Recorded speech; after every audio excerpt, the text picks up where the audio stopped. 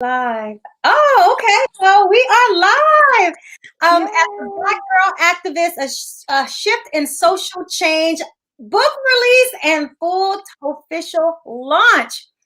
I have here with me some of the ladies from the contributing authors for the book.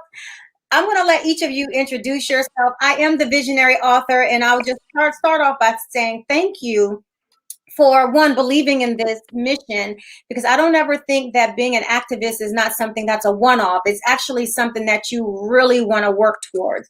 And I've been trying to voice the change that needs to be made for Black women and what that would do for our community. So one, you ladies proved something, that your stories are so valuable, and that you are just as passionate, because I read the stories, are just as passionate about change, um, just like me. So I'm going to start with you, Lakeisha. Go ahead and introduce yourself. Tell us a little bit about yourself, and then we'll go around talking about the chapters. Okay. Hello, everyone. My name is Lakeisha Renee. I am CEO of Lakeisha Renee Entertainment, which is a media brand. I host events. I coordinate events, fashion events. I have a beauty salon as well, and spa here in Syracuse, New York. I'm an esthetician, makeup artist, journalist as well for a few different magazines, and I've been covering some great events this year and doing some wonderful interviews. So I'm super happy about that. But yep, that's about me. I can keep going on. It's a Okay, lot, no, but that's fine. Well, first of all, you beat to the God, so I'm just saying, out here showing out. I know, right? Andrea, introduce yourself to all of our viewers and tell a little bit about yourself. Hi, everyone. I am Andrea Wright, known on all my social platforms as the Andrea Wright. I have a personal brand, which is the Andrea Wright, where I pretty much just do what I've been able to do with this book, which is just share my thoughts, transparency on activism, outreach, just things that we experience within our community. I also am a virtual assistant, so I have just launched a business with that called Wright Admin. I also am a fashion stylist, and so I have a business where I am able to do that and speak with women and able to just really pour into them from inside out, which is what I focus on is transparency. So, just a little about me. Okay. And we had Tammy Reese on. Introduce yourself.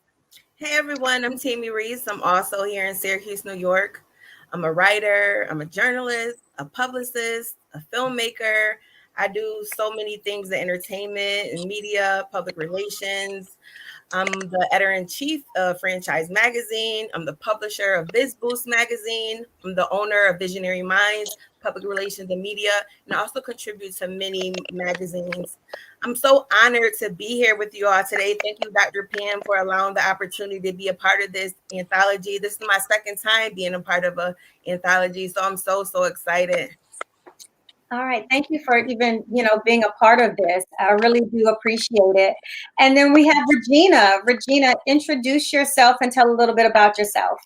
Hi, I'm Regina Johnson, and I'm in the state of Michigan. I am a freelance paralegal, and I also own a company, Abolition Artistica, and I'm known on social media as Gina Writes All. This is the first time that I have published, so I'm super excited. I've been writing since the age of 9, so I'm very excited to be on with you ladies on this book. Thank you. Thank you. And we have Reverend Dr. A. Louise Bonaparte. How are you today? I am well. How are you? I'm good. I'm good. So introduce yourself and tell a little bit about yourself to our viewers. Okay, good evening to all. Happy holidays. I am a Louise Bonaparte. I am a seventh generation ordained minister. I am the CEO of a 91-year-old family enterprise. I have employees on every continent. I run 7 nonprofits along with my preaching ministry. My ministry is called Temple of the Good Shepherd Ministries Worldwide, and I serve under the tutelage of my mother, Her Grace, the Reverend Dr. Eloisa Crawley Bonaparte. Also, I was once you're a physician, you're always a physician. I was practicing medicine as a surgical oncologist, which is a cancer surgeon. I have my license in 5 states. I'm a scientific researcher, and I wear many, many other hats, but I leave it to that. And I say to God be the glory. And I do appreciate you including me in this anthology. And I want to say kudos and congratulations to all of the lovely ladies that's a part of this project. And it's extra exciting for me because at the same time, in a few days, I am releasing a solo book of my own. And it's called Be Encouraged. I'm finding encouragement through scripture. So I'm excited that 2 books are coming out within days. So that's my part. Oh, that is so amazing. So amazing. Oh my, so I don't even really know where to even start. So I would just ask, we can go around, and Andrea, I know you're going to step out, so I'll ask you first. What made you decide to be a part of this? And then tell a little bit about your chapter since you have to run and why it's so valuable for women, especially, to get a hold of this. Absolutely. How I came to be a part and what made me decide to be a part is because just with everything that is currently going on in the world today, I finally decided to put on my big girl pants and be like, you know what, you've been writing. You always pour out how you feel and what you want people to see, hear, understand from your viewpoint as a woman who experiences, just so much as a whole. So why not be a part of this? Like, I was terrified. I was so scared, but I was working with one of the other contributing authors, Rebecca Ruth. I was working with her and she was telling me about it. And she was like, I think you would be like good for it. And I was like, okay, I'm just going to reach out.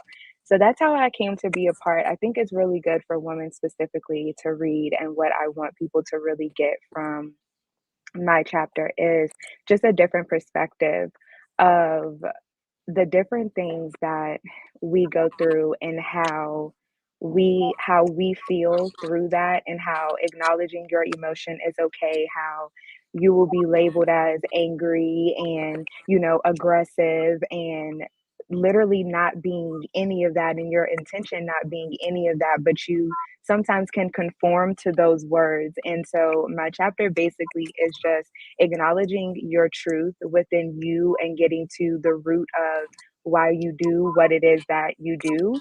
And that alone is activism, because once you know why you do what you do and where that comes from and where that stems from, you then can use your voice and share your story and your light and what you understand to others, because they're going through it as well. So that's why I feel that it's important for women especially to read it, because we go through a lot and it gets silenced a lot. And I just think this time more than ever is just a time for our voices to be heard.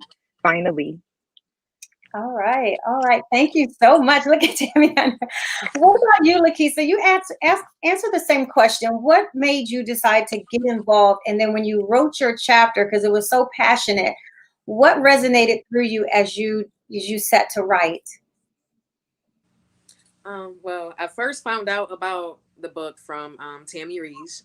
She forwarded me an email saying that you were looking for women to share their stories. And, once I read the description, I was immediately, just blown away by it. Like, yes, I want to be a part of this.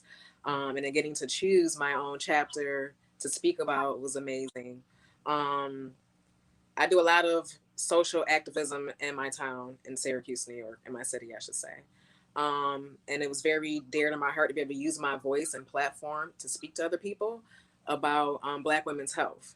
I feel like that's something that's not spoken on as much as it could be. And we're dying at like so many different rates than other people, at higher rates, whether it's, you know, from cancer, pregnancy, so many different things. I'm sorry, I'm just getting a little emotional thinking about it. Because I lost 2 family members to Black women's health issues, not being cared for. So as I was writing, I was taking myself back to those moments of being there with them. Also, I did 4 years with the county as well. I was a social worker, and I had over 40 different families of Black women, of minority women in particular, that I had to care for weekly. And I had to see them weekly, help them with those same issues, the health issues, getting jobs, homes, everything across the board, clothing. So I literally spent every day of my life advocating for people. And my job reached out to other things as well, HIV and domestic violence and all these different things. So it was like amazing for me to be able to share just a little bit of my story with others and hope that it helps change them and make them want to go, get care as well, because a lot of Black women are scared to go get care. So, find somebody that you trust, whether it's a Black gynecologist or OBGYN, and get the help that you need for yourself. So it was a lot of things going through my head and a lot of reasons I wanted to speak out and, just warn other people. Hopefully they can read it and get inspired and be more active, active. I can't think of the word I'm going to say. I'm sorry. My emotions just kind of took over, but, just use their voice for change. So thank you. Sorry, I got a little emotional. I completely understand. Love, my heart goes out to you, and let me share why.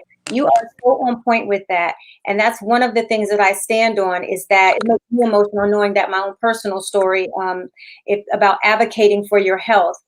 When I went like about maybe 3 years without having a mammogram because that's what they tell you. So I actually had to speak up after 3 years and say at my primary care, and I said, I think it's time for me to have a mammogram. And then she looked at the chart and she said, yeah, I think so. But even during that well woman appointment, she never even touched me. She just basically just talked to me and said, yeah, go ahead and schedule your mammogram. That was a serious time because then after I had the mammogram, I received the phone call that I had to come back and have a breast ultrasound. I was like, what? And then she asked me, she said, well, you haven't had a mammogram in 2 years. And my chart actually said to have a mammogram every single year. And I would not have known that. So now I am very much so, I pay attention to everything, whether it's lab, whether, and now I have a Black nurse practitioner, and she is on point. Like, she was like, you need to get this done, and this done. Because there were so many things that I did not know. Just like, even though I'm not 50, they encourage Black people to get, what is it called? Colonoscopies, because we're more susceptible to getting colon cancer. And so that's something that people should know. You turn 40 and it's like, okay, mammogram. But I'm grateful that I started getting mammograms in my 30s. But still, that's one thing that's very important, that we advocate, like Lakeisha said. So we have Tammy. So let's hear your story of, about what made you get involved and, a little bit about your chapter. Yes. Well, first off, I'm a writer and I love writing. My passion and purpose in life is storytelling. So I'm just honored for the platform to be able to share a story, a chapter, if you will. Activism is bled through my bones. My mom was an activist. She passed last year. She was the first woman president of the Syracuse NAACP, and she always championed for social issues. She was awarded citywide, nationally as well. I started my career as an actress in a company called the Media Unit here in Syracuse. Then for 8 years, I was in this company. We always did plays on social awareness topics. If it was bullying, racism, domestic violence, suicide prevention, HIV awareness. And then eventually, years later, I ended up producing and writing, directing videos on those same topics that I started my career as a stage actress. So between my mom and my career, I always was passionate about activism in any type of way. My chapter is about friendships, friendship tribes. In school, we aren't taught of how to be a friend. sometimes our parents don't teach us how to be a friend. They teach us how to take care of ourselves when they aren't able to anymore. I had to learn in my adulthood about friendships. I lost friends through death, through betrayal, personally and professionally. And Dr. Pamela Kisa knows this. I love to give affirmations to my friends. I practice gratitude daily. I don't take friendships for granted. I call actually my sister friends, my sister tribe, my sisters. It's bigger than friends. It's people, these humans, these wonderful humans you find in life who become your family. Always saying, is you okay? Do you need anything? I'm proud of you. Lakeisha and I always talk about how can we elevate our careers individually or together. Dr. Pam and I always talk about how proud we are of each other, what we can do to help each other, confide in each other. These are things that I'm so grateful in my adulthood that I came into contact with people who are so supportive of me. And that saying goes, if all you had to offer was friendship, who would still be your friends?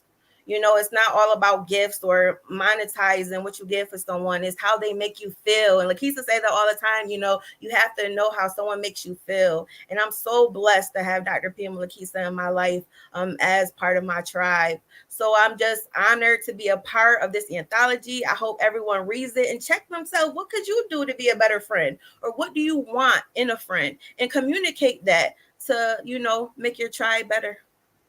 Oh, I definitely agree. I'm gonna tell you, I loved your chapter because for me as an adult, I became a better friend.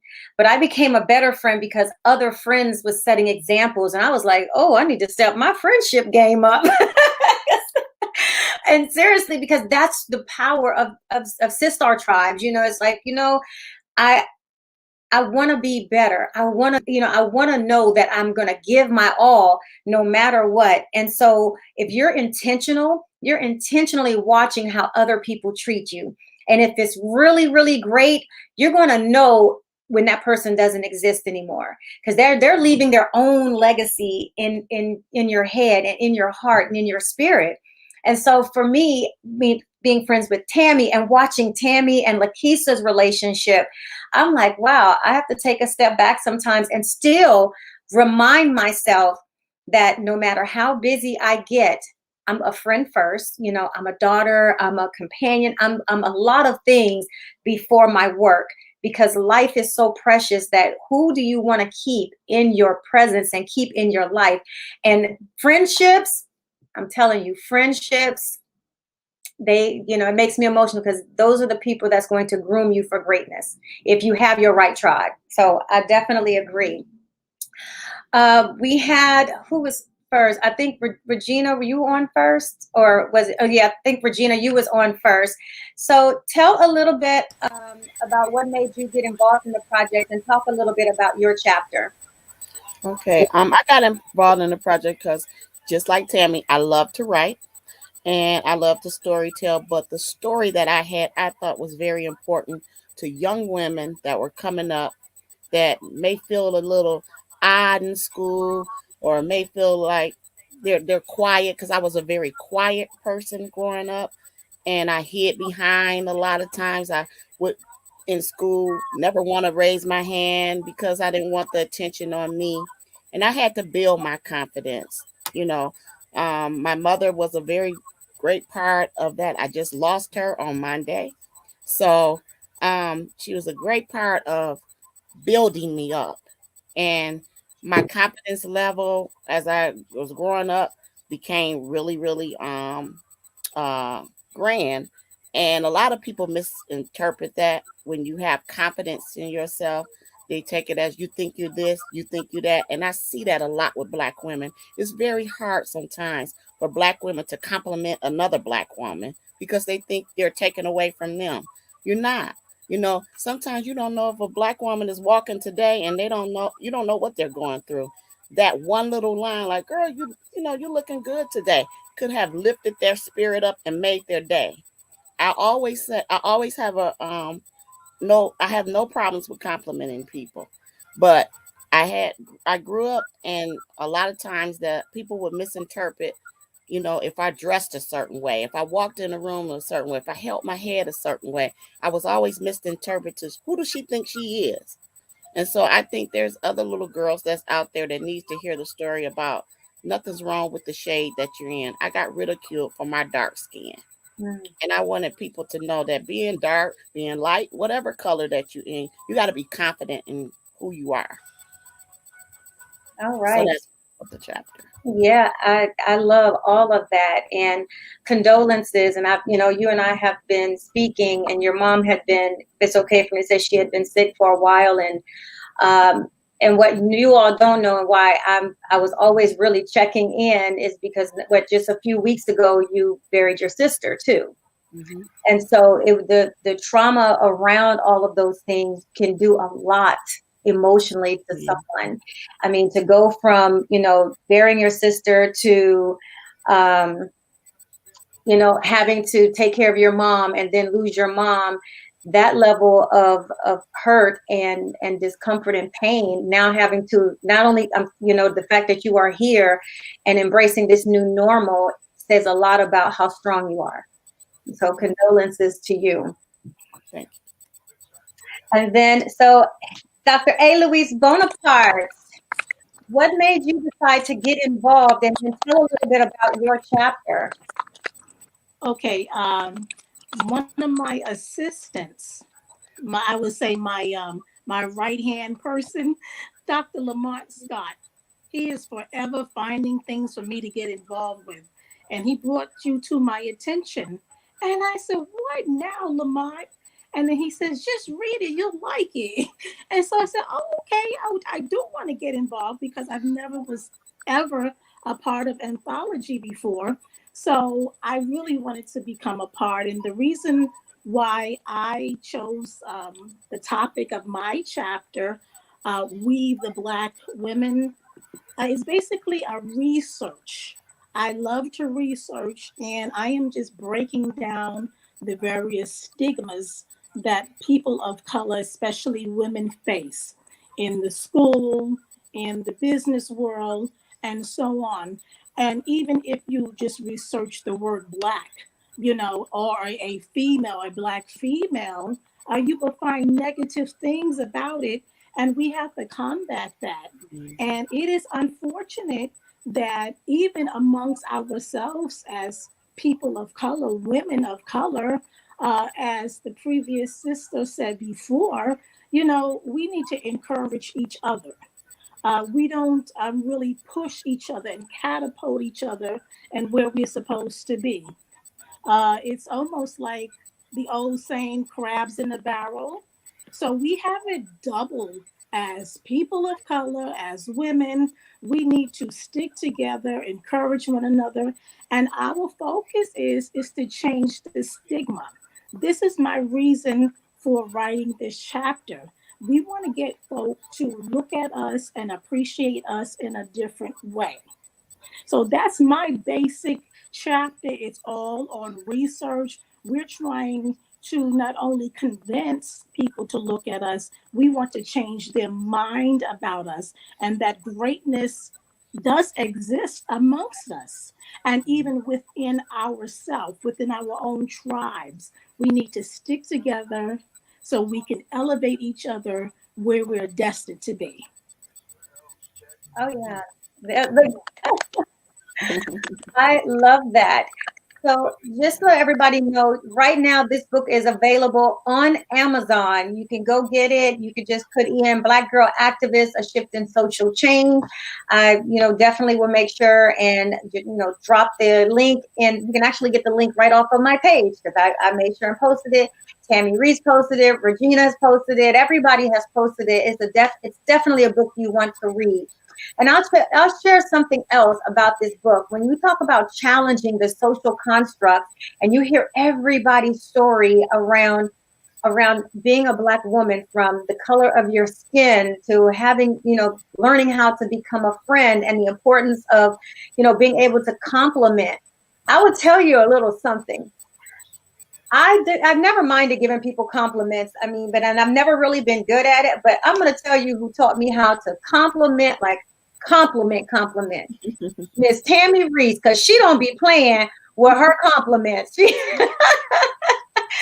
I'm telling you, when I feel my friends uplift and they inspire me, and it makes me go back and look. And I didn't realize that I don't offer as many compliments. Like I'll do that, formally, but not consistently. She is on point all the time, like all the time. And Lakeisha, when you meet her, you could tell they're friends because I have picked up more names from them. Goddess, queen, people call me love. I'm like, okay, I'm embracing, the social changes that's taken place in for Black women. Okay, I really, really am. So I want to get your ladies' thoughts on how media perceives Black women and how do we start making shifts of how we're seen in media, especially from my media gurus. So Tammy, go ahead. I'll start with you since you're sitting right next to me. This is a wonderful question, yet it's so complex to answer because we are Black women in media, but we are the ones to answer this question authentically. We are, as we know, underrepresented. The media industry is not dominated with us, though during the pandemic, I've seen so many Black women start their own blogs, podcasts, magazines, radio shows. The list goes on. Just a boom of Black women content creators just came out this pandemic. When we see the mainstream media, we already know we're looked at negative, maybe just sexualized or aggressive, things like that. And it's so good that we have women like us to set those narratives, to showcase positivity, showcase social activists, showcase new business owners, up and coming talents, people who don't have a resource or a platform to get in these outlets, no matter how big or small. And a while ago, Dr. Pam was mentioning how she loves to interview, normal, every regular day people. Because some people feel like only I want to interview a celebrity. It's bigger than that. There's normal, everyday, average women and men, especially Black women, who have stories to tell that will uplift you, make you laugh, make you think, change the narrative. It's up to us to set the example and be a resource and an avenue, because our craft comes with a huge responsibility. Oh, it sure does. What about you, Lakeisha?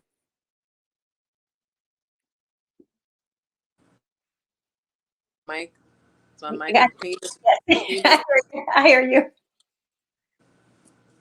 you hear me? Yes. Oh, okay. I think it's super important. Like for me, and Tammy kind of said a lot. But not only with like the interviews and things like that, putting yourself out there at events. My strength is covering events. So I make myself available and I apply to these events. I RSVP, I show up, I do my job, I network, I put myself out there. I don't wait for people to come to me with opportunities. I'm kind of the newer one on the scene in media, but over the past 2 years, I've made a wonderful impact just by putting myself out there on the scene, stepping out, doing these interviews, putting myself on different platforms. So I think it's, super important to, as Black women, to get out there. Don't be afraid to network with people. Don't be afraid to work with people and help elevate each other. Like, I'm so thankful for Tammy for taking me under her wing and mentoring me and showing me the ropes. I wouldn't know where I would be without her, honestly, mentoring me and guiding me. And thank you for giving me that opportunity as well.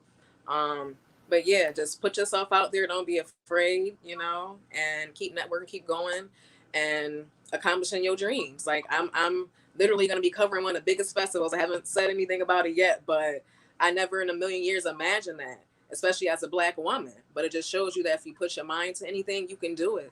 It's possible. We on the billboard in Times Square. It's possible. But wait a minute, you're not going to share. You're not going to share what festival? I mean, you're here. You can't. Shall we share, Tammy? Come on now. Look at. Go ahead. All right, we can share, but Sundance, yes, we're gonna be covering Sundance in person, and that's a huge accomplishment for both of us to be able to attend that in person and cover these. Right, congratulations! Thank you. A double celebration today. Wow, that's so amazing. Yes. Okay, so look at the congratulations. Thank you. A drink to that. Thank you. Give me a reason to kind of sip real quick. Okay, so what about you? Louisa, what about you in terms of media and how women are portrayed? Well, I mean, I don't want to be the Debbie Downer here. It is a wonderful thing for pushing yourself in media. However, you have to be, this is how I would say it. There are, I don't know what word I should say. It's many words I want to use. It's not quite trolls, but there are negative people that want to keep you down, but you have to learn not to even pay them any attention. You have to be like a duck with water that rolls off its back. You have to just do you and keep it moving because everybody's not rooting for you. There are, especially in my case, I do a whole lot. Half the people, and this is the sad part. When I post, I want to show, first of all, I'm a child of God. And a lot of people think Christians are poor. And why should Puffy, who I grew up with, love him to death? But why should the world, so to speak, and I'm a Christian, why can't I show bling or my Rolls Royce? Or they think you're a lion, or that's not right. You should say, oh, that's good. Go, girl. So, as a Christian, as a person of color, and especially as a female. So, it is that thing where I get this hate mail and all, and these different comments. And so, I had to just learn and mature and who I am because a lot of times it used to rip me the wrong way, and I was just like, not actually talk back to the person. I would have these messages, but then I said, I'm too mature. I'm too much in God. The thing is, when someone attacks you for your accomplishments, it's one or the other. They actually don't understand, or they just want to be you. So you have to really take it as a compliment. So my thing is put yourself out there. But the more you're out there, that's the more attention you're going to get. That's the more hate and jealousy. But never stop. The more they don't like you, do it even better. Like if you go down my posts, oh, I have so many things that piss people off on a daily basis. So my mother said, stop doing it. You have no friends at all. And I said, too bad. The right friends will be there with me. If they can't level up, oh well, because we all live under the same sky. And yet I believe in a God of abundance. And you go after what you want. I mean, this is 2021 during the pandemic, was plenty of time to learn how to make money, to learn how to do all different types of social media, to get yourself out there. Just do it. Don't let people stop you because although it's a cliche, where there's a will, there is a way. And trust and believe God will send someone in your path. You will have the right circle to fund you, to push you, to have your back. So I just want you to remain focused. Yes, things are going to come. Everything is not going to be cheery, but you can do it and you will do it. Yeah. Oh, yes. Okay. So let me ask this because I know during this process, what would you say that was the most challenging for you? For myself, it was actually to write. I mean, my mind was going, but my thing is, I'm learning every day how to execute my time in the appropriate ways. So I just have to get it down. I have to say, look, I'm going to sit here and do this because if I don't do it, when I say I'm going to do it, I'll go ahead and do something else. So to answer your question is, I have to place a certain time of the things that I'm going to do. I have to make a schedule because I have so many things on my mind. From my one chapter, it took me an entire week just to make it into one chapter because I wanted to say so much and I changed the title several times. But I said, let me just be different and make my chapter like a research paper. Okay. Okay. Who wants to go next? To talk about what their experience was like during this journey because it took some time, and I know it was emotional for some people. So I'm curious to know what was your experience like during this anthology. I'll go. What Erica say, y'all? I'm an artist and I'm sensitive about my. So I knew Dr. PMU was going to read it, give great feedback. things like that. So I had to, step out of my ego and definitely take your value opinion for you being an amazing writer. I guess being vulnerable is always, a thing you have to balance with. Sharing your truth of things you've been through. I didn't have best of friendships in my youth. I have the best of friendships now as an adult. You live and learn, but someone will read my chapter and be like, wow, yeah, maybe I'm glad I got rid of them toxic people. Whoever here now was, God wanted them to be here with me. They're going to reflect on their life and their friendships and keep it pushing. Keep practicing gratitude. So let me tell you something that's so unique about Tammy. I remember when she first sent me her chapter and I sent it back. I was like, oh no, you cannot publish this one. I said, you're going to have to write about something else, because hers was so personal that I feel like she needs to have that for her own book. I mean, I could have taken it, but it would not have, I think in the long run, it would not have done her justice, because she's gonna write her own book. I'm gonna make sure of that, because the power in that story made me cry, and I was like, okay, this is really good, but this deserves to be a chapter in her own book. And so I sent it back and I gave her an idea, and I told her, I said, here's what you should write on, because this is where your power stands. And it's something that, again, I go back to friendship, because I don't think she realizes how much her energy radiates in the type of friend that she is. But it touched me a lot. And so when I just recommended it, and she was like, oh, okay. You know how fast she got that chapter back to me? When it took her forever to write that first chapter before. I was like, okay, this is good. But I was so grateful to see her through that first emotional journey, because I think she needed to let all of those feelings out. I think she needed to release, and it made her different. And she's walked different. She's been different. I've seen her do some things that I would have never, from the time we spoke, because she really came out of her comfort zone, I think, after she shed. And writing has a way of doing that for anyone. Thank you. You're welcome. So what about you, Regina? What was your experience like writing your chapter?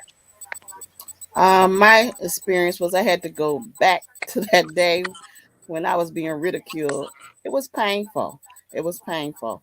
But at the same time, I was a caregiver for my mother. So I was trying to balance work, my mother, and then writing this chapter, and then whatever else I had going on. So it was a little difficult. It took me back to a place that was very painful for me to write about, but I felt that I needed to release some of that to someone else to feel, maybe they're feeling the same way about it. Mm-hmm.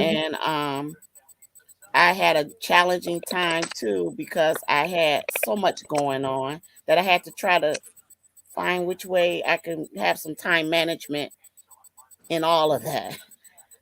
Even though I can write really fast, it takes me no time to write. You can say apples and oranges, and I can put you a whole story together about some apples and oranges. But it was just that I had other life things going on in the background, and it took me a minute, and it took me back to an emotional time in my life. Yeah, I remember having calls. So as a part of this anthology, I offer coaching. And so we have coaching calls to talk about different chapters. And, Regina and I had several coaching calls, because going back to have those painful memories come up, it's hard sometimes. It's almost like when you're writing something personal, you almost need therapy. I mean, you need therapy along the way. And I mean, and that's just me as somebody who's written about my own personal and very painful experiences. But when you go back and you shed, it's like I said with Tammy, you become a different person. And I've seen, and this may be why you're much stronger now, because you've already addressed some of the things that you had an opportunity to address in your writing, because you let that pour out of you. And so it's made you be able to deliver a very strong chapter, deliver a perspective that I think is going to be great for any and everybody to read, especially when you have darker skin. I myself, other than being a child and being really dark, I share that picture in one of my books. oh, I be trying to get me a good tan. Let me get some color. Hasn't happened like that since I was a kid. But I can't experience what dark-skinned women experience. But what I can experience is to be able to be perceptive about the sensitivity that they go through, and be a voice and advocate when people aren't speaking right about it. So and here's why my children's books have a little dark-skinned girl on it. Yeah. So look, Lakeisha, what was your experience like as a part of this project and writing for you? Honestly, for me, at that time when I had to write the chapter, I was doing a million and one things. So it was finding that time, like blocking it out, ignoring my phone calls, and I hope people didn't take it personal, but just I literally had to go like to a park, like with nobody around, just silence and just zone out and write. And then also taking myself back to those places, with both of my cousins in those moments. Also dealing with my clients, remembering what I had to go through with them because it was a lot on me. The job was very rewarding, but it was very mentally taxing. So to take myself back to that, and with me being super emotional as I am, it was hard writing it without, crying or remembering things. But I got through it, and I think I got the point across that I wanted to, about Black women's health and the importance of it. Yeah, I love it. I love it. I love it. And so, because we only have a few more minutes left, because I want to make sure and have people where they can connect. I have the link up of where you can find this book right now. Definitely go out and support it, share it. It's Christmas. I mean, it's a quick download. The physical copies of the books will be coming out soon, where all of the authors, if you want a signed copy, you can definitely get them. Books are also great to have, on you at all times, because you never know when you need to that upliftment. And I will also say this, even though we're talking about a shift in social change, there is so much power in every one of these stories that there's a positive that comes from it. And so we all have stories, and we all feel like, I'm not going to get through things. You see glam here. It took a lot to get to where we are at.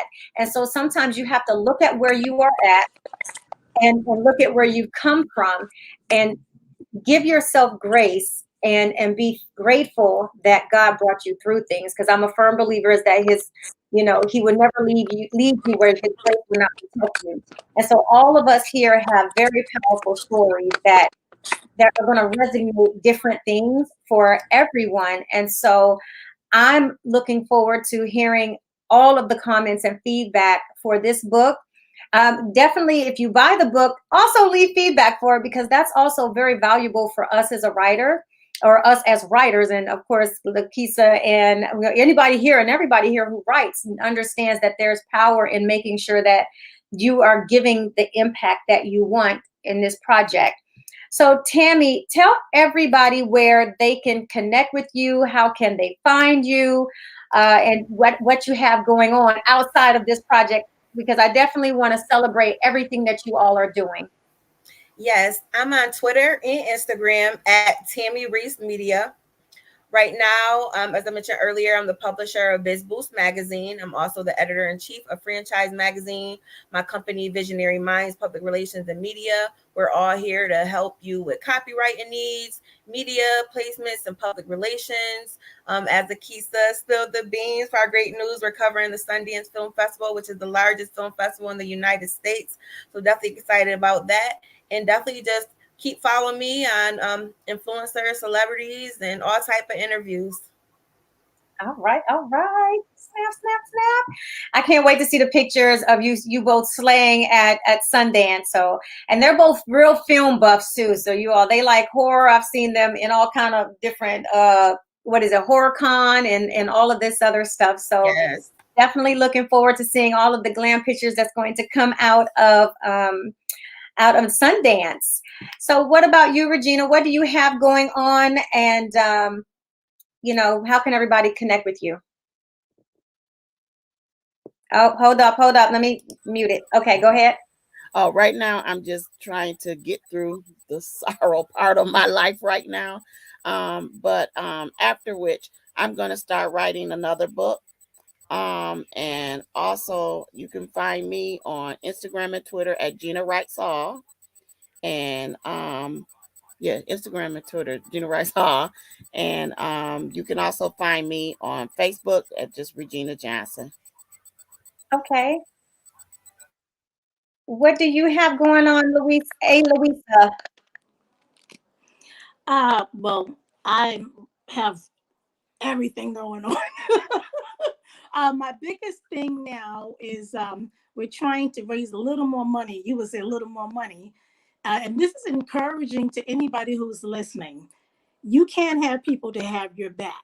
And as long as you have that right circle, we sent 3 million to the 5 states that was affected by the hurricane, 500,000 to 4 states, and then 1 million to Kentucky.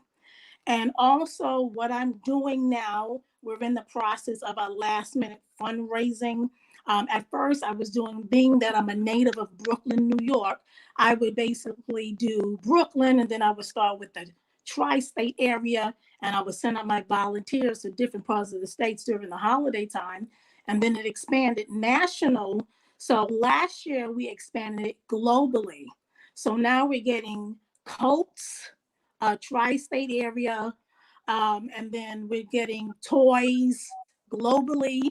I have volunteers different places. I'm in the process of a new website, but you can see everything I do at revdralb.com. Twitter, Dr. ALB, Clubhouse, anything you can Google me is A Louise Bonaparte, Facebook, Instagram, Twitter, anything, I'm out there.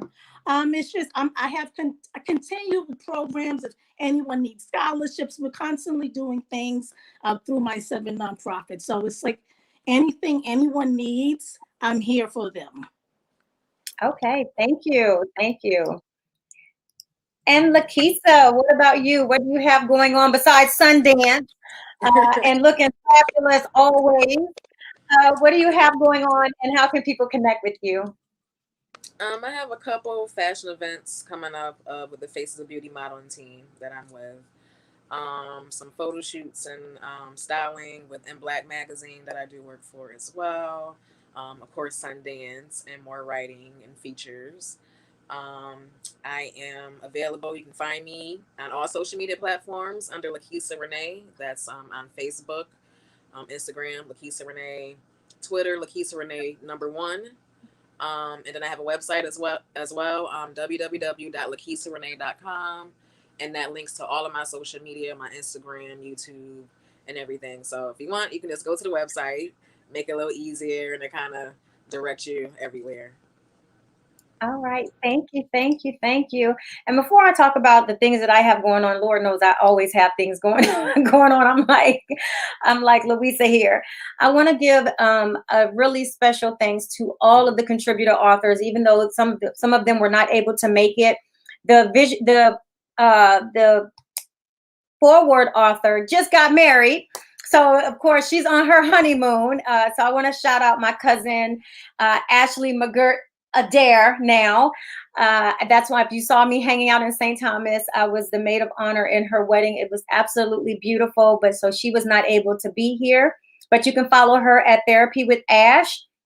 And then and also want to thank Kadori Marshall, Folasade Falana, of course, Andrea Wright, Kendall Lanice, you, Lakeisha, Rebecca Ruth, you, Tammy, Regina, and then Tessina had to step out. So this book would not be what it is if it wasn't for the power in your voices and the will and desire to write. And I'm going to be forever grateful for that. As far as me, you can find me on all social media at I am Dr. P. Gurley, IAMDRP GURLEY. I have a ton of things coming up in 2022. One of the things that is going to be new that you'll find on my website soon is I am now launching a 90-day coach writing program because there's so many people that always ask me about writing, and I'm like, okay, I know how it is for me, but through this process, helping a lot of the authors through their writing process, gave me the will and strength to say, okay, I will definitely offer this as one of the services I provide for my business at Clark and Hill outside of writing. And so I'm also offering some other publishing services, being that I'm an independent author. And I think this is my 17th book, 16th this year. I've been writing a whole lot. I have a couple of children's books, 4 children's books that are coming out next year every quarter. My children's red carpet kids book signing will start effective in Austin, Texas on March 5th. That's when the kickoff will first be. I'll be in Austin, Jackson, Mississippi, Chicago, Illinois, and then it'll end on October 5th in Orlando. So I'm really excited about that. If you are a children's book author and you would like to be on the tour in any of those cities, definitely reach out. You can go to my website, www.iamdrpgurley.com. If you go to the events, it talks all about it on how you can become an author on that tour. If you would like to be a sponsor, shoot me an email to info@iamdrpgurley.com, because we're also looking for sponsors. If you have children, especially Black children, Black and brown children, Hispanic children, French children, my books are bilingual, English, French, and Spanish. Definitely come out and support.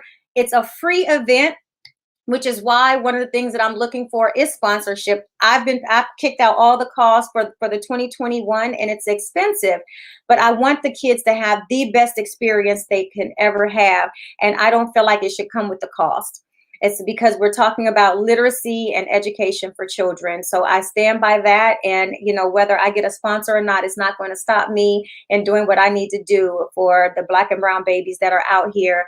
And that No Child Left Behind law does leave behind our children and does not teach. It just passes them on, not knowing what they should know.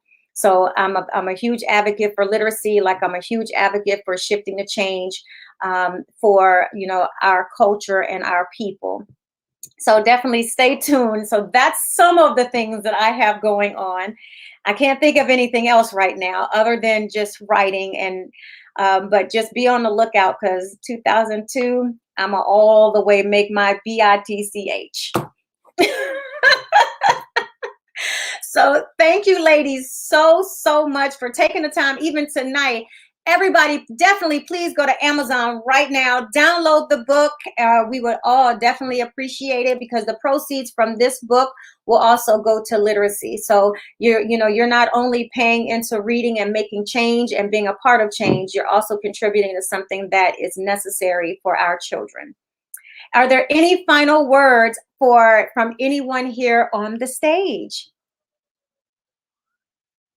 Have a Merry Christmas, everyone. Oh yeah, have a Merry Christmas and a happy holiday, New Year's and everything. Be safe, mask up, wash your hands, you know, wash your bodies, wash your clothes, you know, just I'm telling you, because if you're outside, and I'm being serious, if the moment you step out your door, you're exposed. Then, you know, when you come in your house and you're sitting on all of your furniture, you're exposing yourself. So when I say wash your body, wash your clothes, there's not a joke. You know, COVID is real out here. So I want everybody to have a really safe Merry Christmas, and hopefully you can be with your families this year. And if not, hopefully, you know, you can spend either New Year's or be able to get with them right after after 2022 enters. So thank you, ladies, again. We're going to end this broadcast. If there's any last words. Okay. I just want to say thank you again, Dr. Pam, for this wonderful opportunity to be featured with all these beautiful, talented, inspiring women. I'm truly honored. Thank you. And happy holidays. Thank you so much. All right. Good night, everybody. Have a beautiful time. All right. Good night.